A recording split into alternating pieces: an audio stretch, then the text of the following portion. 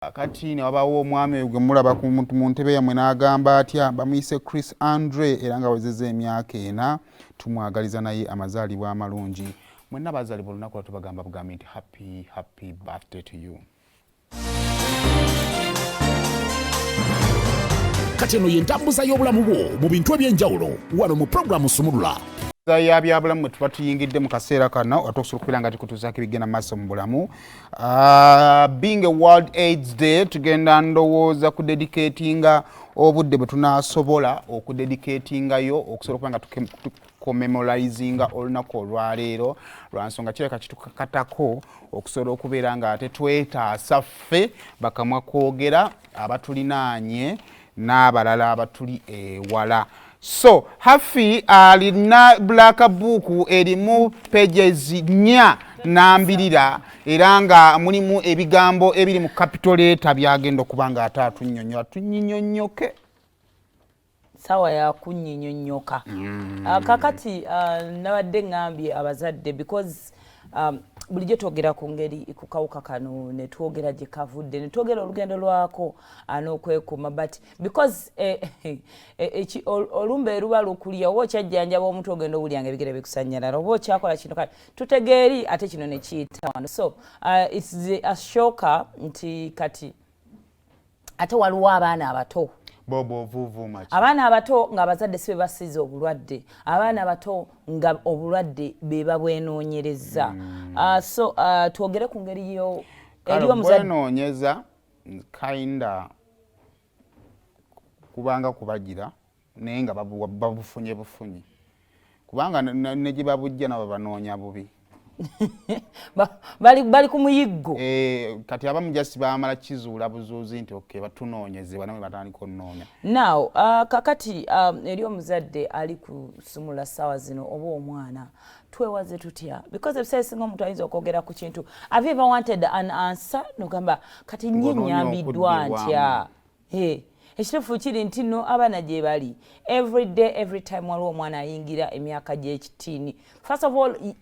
age ye kenyini obulamu buli uncontrollable naye tamanyi kiddako naye yenyini teyeefuga amasannyalaze gaalina gamulinga gakyagulanyi 15 years omwana abeera mu class nga ki senior 3 senior 2 15 aba yasoma mu budde kaakati awo firimu weeri otamanyi kibeera nga olina ebbere nga teririiko nkondo naye nga liri bwe riti liba liruma muno luma nno ng'akabiina kali bwe kati nga toweekoza naye nga ngiri gyogezeemu bw'aba mwana muwala buli lunaku waliwo omubiri guli kufubutuka mu bintu birala tokyagambwako tuva tulina bakwata bulungi twagala tubajaji balowooze nti tubalumu nugu asi nugu I mean kati ate omwana omulenzi naye awulire olubuwala obutanisohuyirira naye waliwo omwana ssebo ng'alina besi ng'ayogerera mu kisenge n'ekitabe gy'ali n'agenda n'alingizaako mulimu ogusajja oguli mu nnyumba omukazi tabanga yanteza omwana omusajja mu ne bamuyita gye yes mami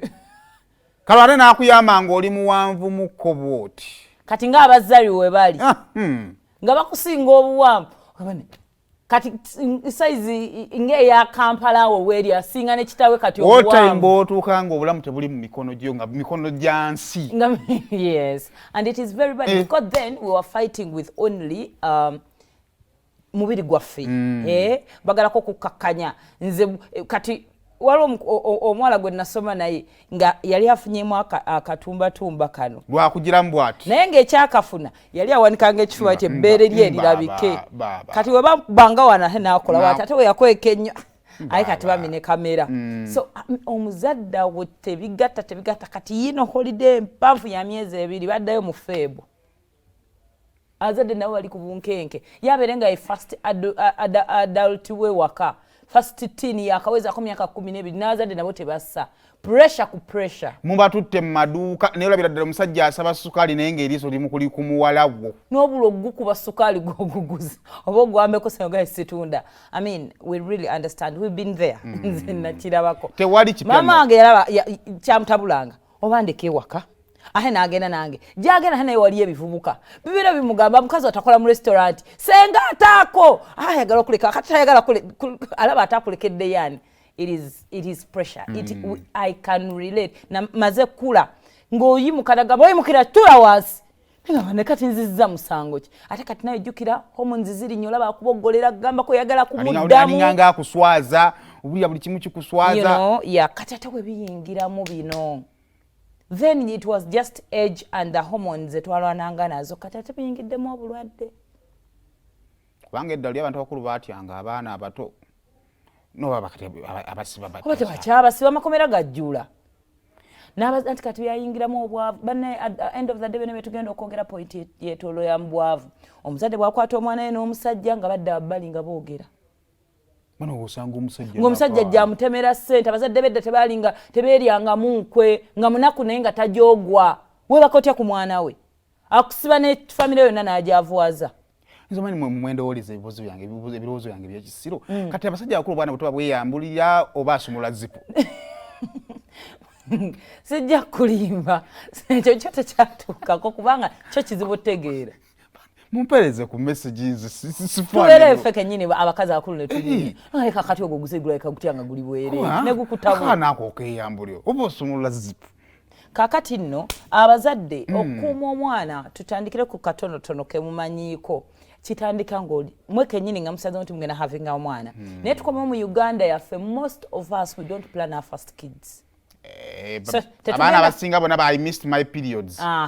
so okwekebeza okwo okusooka tekubeerawo but as a mother bw'omanya nti ofunye olubuto kyolina osooka okugenda mu ddwaliro okumanya status yo genda omanye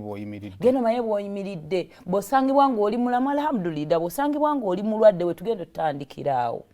otandikirewo eddagala as soon as possible bw'otandika eddagala eno kigenda yamba omwana ono obutafuna bulwadde obwo ate nga toyosa kati gwoba ofuuse mulwadde wa musawo wo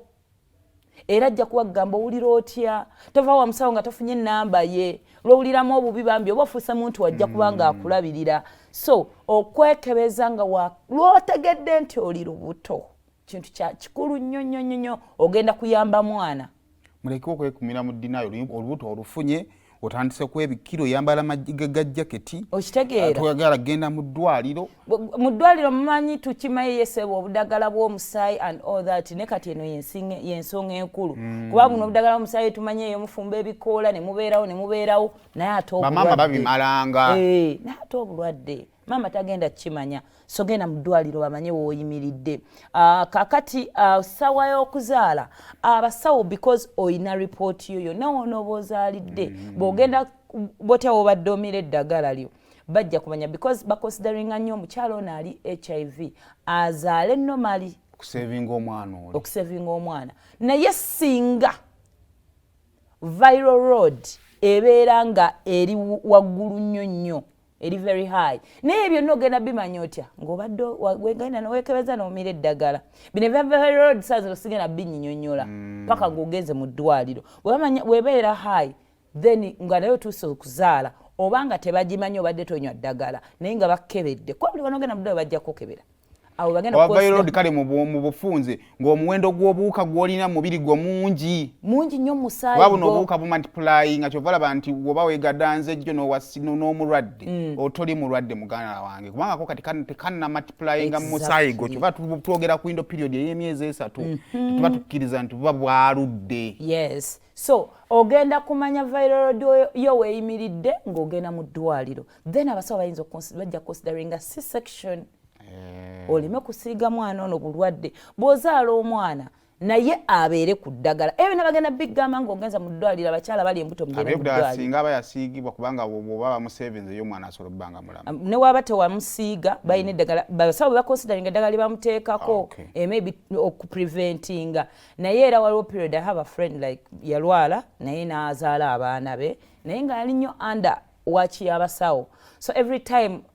after there's a certain period of time webamugambira kati omwana ali okay neddala ne bali mujjako omwana n'alivinga normally that is the time weyasinga ngo ye nga n'obulamu bwe teyeevaako amira eddagala lye but she would celebrate that a lot nagamba nanga akaana kange kalamu hafe nakalaga akaana kange kalamu olonga eddagala lye bali kajjeeko tulina okwewalamako okufuuka drug shop buli kisenga wali eddwaliro empeke okitegeera so genda mu ddwaliro omulungi kati ekyo just tukyogedde ku planning afuna lubuto oli lubuto and all that osobola ozaala omwana omulamu ye target yaffe by 2030 okubanga tuli balamu naye bwe tuba nka tulinawo bano aba 15 to 24 abali ofuna obulwadde kitegeeza tageti eri kweyongerayo kwata bo bakyali bato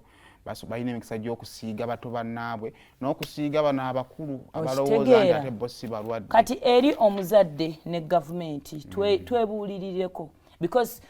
abazadde amazima amatuufu era agakaawa and let's face it baby girl woyo ne baby boy woyo they are sexually active ebintu alya gwolaba omuto kiruma mutunuulire saawa zino mutunuulire ayeegatta ali sexually active lwakuba bambi omwana takula omwana atuuka n'okufumbirwa ku myaka 25 nga mama awulira omwana we akyali muto yes so ge mazima ge tulina ofeesinga okwewala ekitawaanya abantu okubudde butuduse ekitawaanya abazadde jjukira omuzadde abeera atandika okubeera n'omwana we nga anaatera omumaliriza okusoma kati yalabanga yakamera naye akaseera akatono kubanga oli abeera aba asoma yes kakati abatiini bano bwe tumanya nti tukkirize waliwo facts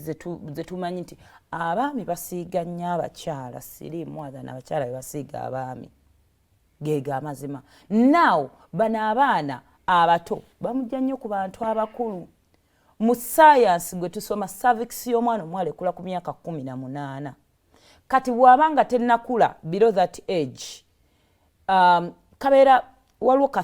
kabeera very thin nti bw'aba yeegatta n'omuntu omukulu wabeerawo amaanyi mangi oli gaakozesa ensonga lwaki babasiiga nnyo obulwadde because oli akyali muto munda oli muntu mukulu akozesa amaanyi mangi mu time ya penetration awo obulwadde bugenda webujjira obuyitirivu jjukira omwami yasinga osiiga omukyala ate gwe yebase naye muto cervix tennakula opening eyo tennakula bulungi kati afoosinge bantu bangi bafunira obulwadde ku breaking virginity eyo kati breaking n'omuntu omulwadde bwe buzibu bugenda okuva so abazadde mwogere n'abaana abantu abo abakulu first of all obuzibu obuliwo okudatinga oba okwegatta n'abo abantu abakulu babatya omutiisa amaaso ate omugamba nti kino kyekiriwo kaana kato kyamugamba kyakkiriza kati obuzibu obujjira kana akawala akato kalina ka boyfriend kaako mu class ate we bali sexually active naye ateko kalimu omuntu omukulu eyakasiize bwe bityo bitambula sex yo bwate bwatambula abazadde mwogere n'abaana